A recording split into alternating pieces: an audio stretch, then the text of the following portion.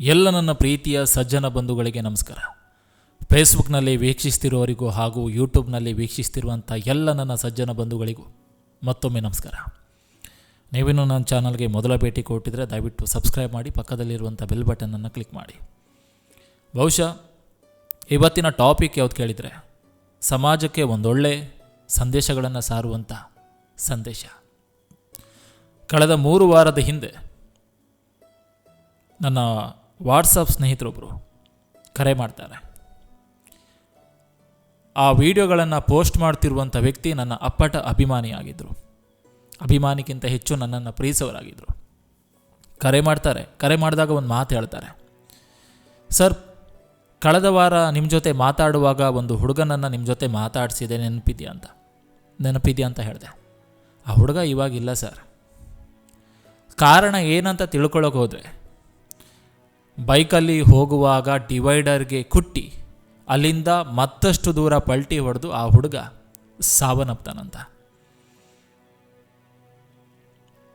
ಕೊನೆಗೊಂದು ಮಾತು ಹೇಳಿದರು, sir, helmet ಹೊಂದಿದ್ರೆ ಆ ಹುಡುಗ ಖಂಡಿತವಾಗಿ ಬದುಕ್ತಿದ್ದಂತ.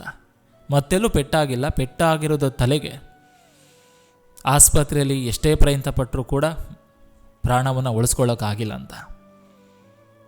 ನಾನು ತಮ್ಮಲ್ಲಿ ಕೇಳ್ಕೊಳ್ಳೋದು ಇಷ್ಟೇ ಬಂಧುಗಳೇ, ನಾವು ಗಾಡಿಯಲ್ಲಿ ಹೋಗುವಾಗ ದಯವಿಟ್ಟು ಹೆಲ್ಮೆಟನ್ನು ಬಳಸಿ. ಕೊನೆ ಪಕ್ಷ ನಿಮಗಲ್ದಿದ್ರು ನಿಮಗೋಸ್ಕರ ಒಂದು ಜೀವ ಮನೇಲಿ ಕಾಯ್ತಾ ಇರುತ್ತೆ.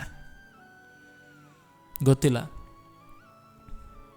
ಮನಸ್ಸಿಗೆ ತುಂಬ ಬೇಸರ ಆಯಿತು. ಕೈಯಾರೆ ನಮ್ಮ ಪ್ರಾಣವನ್ನು ಕಳ್ಕೊಳ್ತಿದ್ದೀವಿ ನಾವು. 10 ದೇವರಿಗೆ ಹರಕೆ ಹೊತ್ತು ಹುಟ್ಟಿದಂಥ ಮಗ, ಒಬ್ಬನೇ ಮಗ ಅಂತ ಮುದ್ದಾದ ಮಗನನ್ನು ಗಾಡಿ ಕ್ರೇಜಿಂದ ಕಳ್ಕೊಂಡ್ರೆ ನಿಜ 70, 80, 100, 120 ಗಾಡಿ ಎಕ್ಸ್ಲೇಟ್ರ್ ತಿಪ್ಪಬೇಕನ್ಸುತ್ತೆ. ಆದರೆ ಮನೇಲೊಂದು ಜೀವ ನಮಗೋಸ್ಕರ ಕಾಯ್ತಿರುತ್ತೆ ಅನ್ನೋದನ್ನು ಮರೆತೇ ಬಿಡ್ತೀವಿ. ಒಂದೇ ಸಲ ಈ ಜನ್ಮ ಸಿಗೋದು, ಸಾರ್ಥಕತೆಯನ್ನು ಮೆರೆಯೋಣ. ದಯವಿಟ್ಟು ಎಲ್ಲ ನನ್ನ ಪ್ರೀತಿಯ ಸ್ನೇಹಿತರಿಗೆ ನಾನು ಕೇಳ್ಕೊಳ್ಳೋದಿಷ್ಟೇ, ಈ ನೈಜ ಕತೆ ಮೂಲಕ ನಾನು ನಿಮ್ಗೆ ಹೇಳೋದಿಷ್ಟೇ, ದಯವಿಟ್ಟು ಗಾಡಿಯಲ್ಲಿ ಹೋಗುವಾಗ ಹೆಲ್ಮೆಟನ್ನು ಬಳಸಿ. ಕೆಲವರು ಹೇಳ್ತಾರೆ, ತಲೆ ಕೂದಲು ಹೋಗುತ್ತೆ ಸರ್, ಗಾಡಿಯಲ್ಲಿ ಹೋಗುವಾಗ ಹೆಲ್ಮೆಟ್ ಹಾಕಿದ್ರಿ ಅಂತ. ತಲೆಗಿಂತ ಜೀವಕ್ಕಿಂತ ಮತ್ಯಾವುದೂ ಇಲ್ಲ.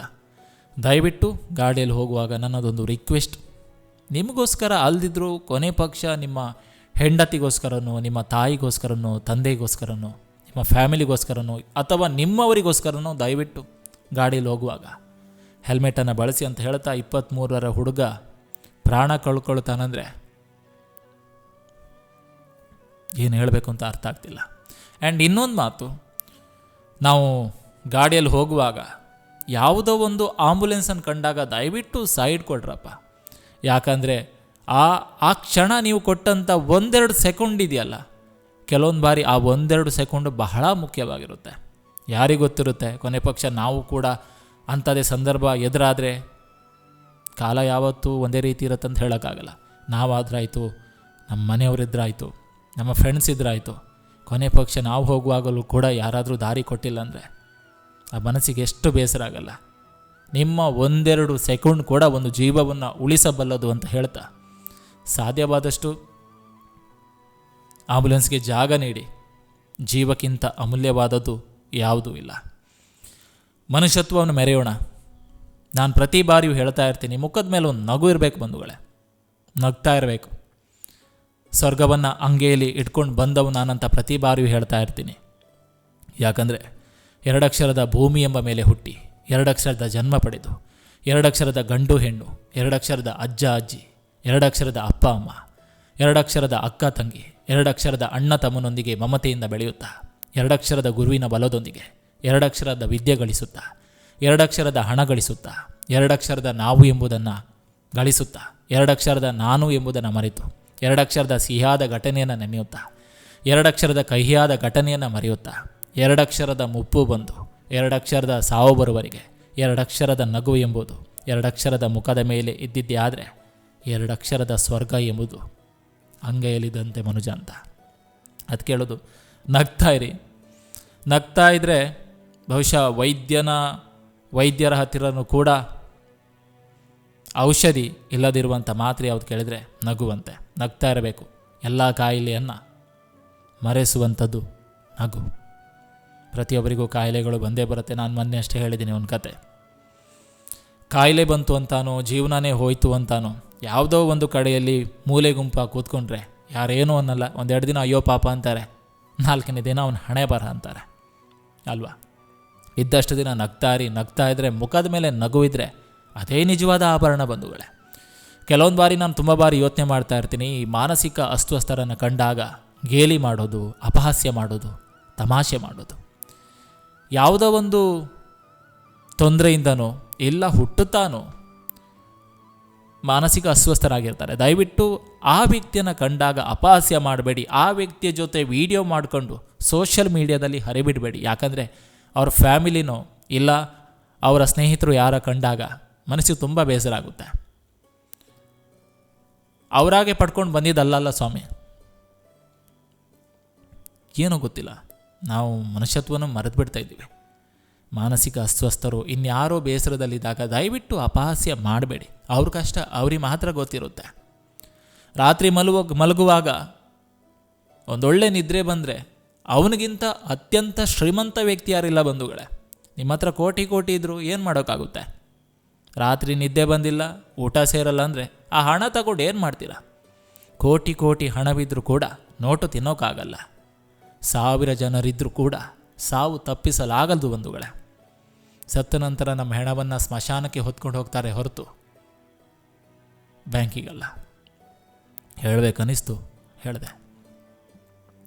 ಹಾಗೆ ಮೊನ್ನೆಯಷ್ಟೇ ನಾನು ಕುಂದಾಪುರ ಕನ್ನಡದಲ್ಲಿ ವಿಡಿಯೋ ಮಾಡಿದ್ದೆ. ಭಾಳಷ್ಟು ಜನ ಸ್ನೇಹಿತರು ಇಷ್ಟಪಟ್ಟಿದ್ರಿ. ನಾನು ಆ ವಿಡಿಯೋಗಳನ್ನು ಮಾಡಲಿಕ್ಕೆ ಮುಖ್ಯವಾಗಿ ಕಾರಣ ಇಷ್ಟೇ. ಹೋಯ್ ನಿಮ್ಮ ಕುಂದಾಪುರ ಕನ್ನಡ ಭಾರಿ ಚಂದ ಇತ್ತು, ಕೇಂಬಕ್ಕೆ ಭಾರಿ ಖುಷಿ ಆಯ್ತು, ನಮಗೊಂಚೂರು ಹೇಳಿಕೊಡಿ ಅಂದ್ರೆ. ಆ ಭಾಷೆ ಮೇಲಿರುವಂಥ ಪ್ರೀತಿಯನ್ನು ನೀವು ಇಷ್ಟಪಟ್ಟಿದ್ದ ರೀತಿ ನೋಡಿ ನಾನು ಕುಂದಾಪುರ ಕನ್ನಡದಲ್ಲಿ ಒಂದು ವಿಡಿಯೋ ಮಾಡಿದೆ. ಬಹುಶಃ ಆ ವಿಡಿಯೋವನ್ನು ನೋಡಿಕೊಂಡು ಕೆಲವೊಂದಿಷ್ಟು ಬೆರಳೆಣಿಕೆ ಒಂದಿಷ್ಟು ಜನರು ಕಮೆಂಟ್ ಮಾಡಿದರು. ನಿಮ್ಮನ್ನು ನಾನು ತುಂಬ ಒಂದು ಒಳ್ಳೆಯ ವ್ಯಕ್ತಿ ಅಂತ ತಿಳ್ಕೊಂಡಿದ್ದೆ, ನೀವು ಭಾಷೆಗೆ ಸೀಮಿತ ಆಗಿದ್ದೀರಾ, ನೀವು ದೇಶಾಭಿಮಾನ ಅಂದ್ಕೊಂಡಿದ್ದೆ, ನೀವು ನಾವು ನಿಮ್ಮ ಮೇಲೆ ಇಟ್ಟಂಥ ಅಭಿಮಾನ ಕಳ್ಕೊಂಡ್ಬಿಟ್ರಿ. ನಾನು ಯೋಚನೆ ಮಾಡೋದು, ನಾನು ಎಲ್ಲಾದರೂ ಬೇರೆ ಭಾಷೆನ ಅಪಹಾಸ್ಯ ಮಾಡಿದ್ದೀನ? ಕನ್ನಡ ಅಂದರೆ ಜೀವ ಬಿಡ್ತೀನಿ ನಾನು. ಆ ವ್ಯಕ್ತಿ ಹೇಳಿದರು, ಕುಂದಾಪುರ ಕನ್ನಡ ಮಾತಾಡಬೇಡಿ, ನೀವು ಕನ್ನಡದಲ್ಲಿ ಮಾತಾಡಿ ಅಂತ. ಕನ್ನಡದ ಒಂದು ಭಾಗ ಬಂಧುಗಳೇ. ಇಲ್ಲಿ ನಾನು ವಿಡಿಯೋ ಮಾಡೋಕ್ಕಿಂತ ಮುಂಚೆ ನಾನು ಕುಂದಾಪುರ ಕನ್ನಡದಲ್ಲಿ ಹಾಸ್ಯದ ವಿಡಿಯೋಗಳನ್ನು ಮೂಲಕ ಪ್ರಾರಂಭಿಸಿದವು. ನಾನು ನನ್ನ ಭಾಷೆ ಮೇಲೆ ನನಗೆ ಪ್ರೀತಿ ಇದೆ, ಕನ್ನಡದ ಮೇಲೆ ಅತಿಯಾಗಿ ಹೆಮ್ಮೆ ಇದೆ. ಆ ವ್ಯಕ್ತಿ ಕಮೆಂಟ್ ಮಾಡಿದ್ರಲ್ಲ, ನಿಮ್ಮ ಭಾಷೆಯಲ್ಲಿ ನೀವು ಮಾತ್ರ ಮಾತಾಡ್ತೀರಾ, ಇಲ್ಲಿ ಕನ್ನಡದಲ್ಲಿ ಮಾತಾಡಲ್ಲ ಅಂತ. ಕನ್ನಡನೇ ಸ್ವಾಮಿ ಅದು. ಕನ್ನಡದ ಮೇಲೆ ಪ್ರೀತಿ ಇಲ್ಲ ಅಂತ ಅವ್ರು ನನಗೆ ಕಮೆಂಟ್ ಮಾಡಿದ್ರಲ್ಲ, ನಿಮಗೆ ನಾನು ಒಂದು ನೇರವಾಗಿ ಹೇಳ್ತೀನಿ. ಕಳೆದ 2 ತಿಂಗಳ ಹಿಂದೆ ಒಂದು ಕಾರ್ಯಕ್ರಮಕ್ಕೆ ನನ್ನನ್ನು ಆಹ್ವಾನಿಸಿದರು ಸ್ವಾಮಿ. ಆ ಕಾರ್ಯಕ್ರಮಕ್ಕೆ ಆಹ್ವಾನಿಸಿದಾಗ ಆ ಕಾರ್ಯಕ್ರಮಕ್ಕೆ ನಾನು ಹೋಗಲ್ಲ. 39 ಜನರ ಅತಿಥಿಗಳ ಏನು ಪೋಸ್ಟರ್ ಇರುತ್ತೆ, ನನ್ನದು ಫಸ್ಟ್ ಇರುತ್ತೆ. ನೀವು ನಂಬ್ತಿರೋ ಇಲ್ಲೋ, ನನ್ನದು ಮೊದಲಿರುತ್ತೆ. ಆದರೂ ಕೂಡ ನಾನು ಆ ಕಾರ್ಯಕ್ರಮಕ್ಕೆ ಹೋಗಲ್ಲ. ಆ ಕಾರ್ಯಕ್ರಮದಲ್ಲಿ ನನಗೆ ಗುರುತಿಸಿ ಸನ್ಮಾನಿಸ್ತಾರೆ, ಕರಾವಳಿ ವಾಟ್ಸಪ್ ಇರೋ ಅಂತ. ಆದರೆ ನಾನು ಹೋಗಲ್ಲ. ಕಾರಣ ಇಷ್ಟೇ, ಆ ಇಡೀ ಪೋಸ್ಟರ್ ಇಂಗ್ಲೀಷ್ನಲ್ಲಿತ್ತು, ಆಂಗ್ಲ ಭಾಷೆಯಲ್ಲಿತ್ತಂತ ಒಂದೇ ಒಂದು ಕಾರಣಕ್ಕೆ ನಾನು ಹೋಗಿಲ್ಲ. ಮಾತಾಡೋ ಮುಂಚೆ 1000 ಸಲ ಯೋಚಿಸಿ ಮಾತಾಡಿಬಿ. ಯಾಕಂದರೆ ಒಬ್ಬ ವ್ಯಕ್ತಿಯ ವ್ಯಕ್ತಿತ್ವ ಗೊತ್ತಿಲ್ಲದೇ ನೀವು ಕಮೆಂಟ್ ಮಾಡಿದರೆ ನಿಮ್ಮ ಮಾತಿಗೆ ತೂಕ ಇರಲ್ಲ, ಮಾತಾಡೋ ವ್ಯಕ್ತಿಗೂ ಕೂಡ ಬೆಲೆ ಇರಲ್ಲ. ಎಲ್ಲ ಭಾಷೆಯನ್ನು ಪ್ರೀತಿಸಬೇಕು. ಕಲಬುರಗಿ ರಾಯಚೂರು ಸ್ನೇಹಿತರು ಫೋನ್ ಮಾಡ್ಕೊಂಡು, ಎಂಥದ್ದು ಮರ್ರೆ ನಿಮ್ಮದು ಭಾಷೆ ಭಾಳ ಚಂದ ಇತ್ತು. ನಾನು ಅದಕ್ಕೆ ಹೇಳ್ತೆ ಅವ್ರ ಹತ್ರ ಎಷ್ಟೋ ಸಲ, ಚಲೋ ಆಯ್ತು ರೀ ನಿಮ್ಮ ಭಾಷೆ. ಎಲ್ಲ ಭಾಷೆನ ಪ್ರೀತಿಸ್ತೆ ನಾನು ಹುಟ್ಟೋದು ಕುಂದಾಪುರ ಹಾಪ್ಕೋಯ್ ಕುಂದಾಪುರ ಕನ್ನಡ ಮಾತಾಡ್ತಿದ್ದೆ ಅಷ್ಟೇ, ಕುಂದಾಪುರ ಭಾಷೆ ಅಷ್ಟೇ. ಕನ್ನಡದ ಮೇಲೆ ಅತಿಯಾದ ಗೌರವವಿತ್ತು. ಯಾರೋ ಒಂದಿಷ್ಟು ಜನ ಬೆರಳೆಣಿಕೆ ಜನ ಕಮೆಂಟ್ ಮಾಡ್ಕೊಳ್ಳೆ ನಾ ತಲೆ ಕೆಡಿಸ್ಕೊಳ್ಳಲ್ಲ. ಎಲ್ಲರನ್ನ ಪ್ರೀತಿಸ್ಬೇಕು ಬಂಧುಗಳೇ ಅಲ್ವಾ. ನೆಗೆಟಿವ್ ಕಮೆಂಟ್ ಮಾಡೋರ ಬಗ್ಗೆ ನಾ ತಲೆ ಕೆಡಿಸ್ಕೊಳ್ಳಲ್ಲ. 1-2 ಫೇಕ್ ಅಕೌಂಟ್ ಮಾಡ್ತಾರೆ ಬರ್ತಾರೆ. ಒಂದು ಮಾತು, ಇವತ್ತು ನಾನು ಸ್ಟುಡಿಯೋದಲ್ಲಿದೆ, ರೆಕಾರ್ಡಿಂಗ್ ಮಾಡುವಾಗ ಒಂದು ಕಾಲ್ ಬರುತ್ತೆ, ಪದೇ ಪದೇ ಕಾಲ್ ಬರುತ್ತೆ, ನಾನು ಕಾಲ್ ರಿಸೀವ್ ಮಾಡಲ್ಲ, ಮತ್ತೆ ಮಾಡ್ತೀನಿ ಅಂತ ಹೇಳ್ತೀನಿ. ನನಗೆ ಅವರು ಆಮೇಲೆ ಒಂದು ಫೋಟೋ ಕಳಿಸಿರ್ತಾರೆ. ಬೈಂದೂರಿನವರು ಬೇಕ್ರಿ ಇಟ್ಕೊಂಡಿದ್ದಾರೆ.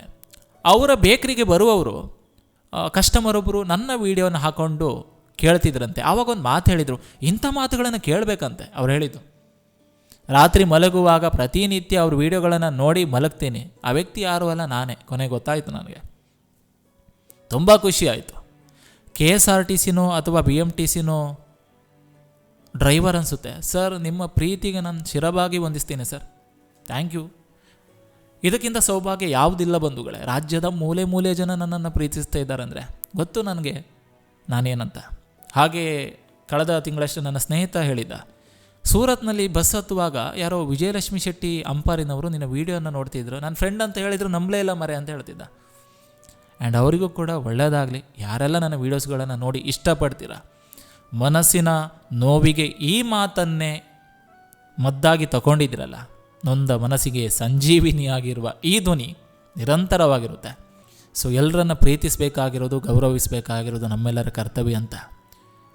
ಯಾವುದೇ ವ್ಯಕ್ತಿ ಕೂಡ ಬೆಳೀತಿರುವಾಗ ಪ್ರೋತ್ಸಾಹಿಸಿ ಬಂಧುಗಳೇ. ನಿಮ್ಮ ಪ್ರೋತ್ಸಾಹ ಒಂದು ದೊಡ್ಡ ಮಟ್ಟಕ್ಕೆ ಕೊಂಡೊಯ್ಯುತ್ತೆ. ಎಲ್ರಿಗೂ ಒಳ್ಳೆಯದಾಗಲಿ ಅಷ್ಟೇ. ಧನ್ಯವಾದಗಳು. ಮತ್ತೆ ಹೊಸ ಕಂಟೆಂಟ್ನೊಂದಿಗೆ ಬರ್ತೇನೆ. ಈ ವಿಡಿಯೋ ನಿಮ್ಗೆ ಇಷ್ಟವಾಗಿದ್ದರೆ ದಯವಿಟ್ಟು ಒಂದು ಲೈಕ್ ಮಾಡಿ, ಜೊತೆಗೊಂದು ಕಮೆಂಟ್ ಮಾಡಿ ಅಂತ ಹೇಳ್ತಾ ಸಾಧ್ಯವಾದಷ್ಟು ಶೇರ್ ಮಾಡಿ. ಧನ್ಯವಾದಗಳು.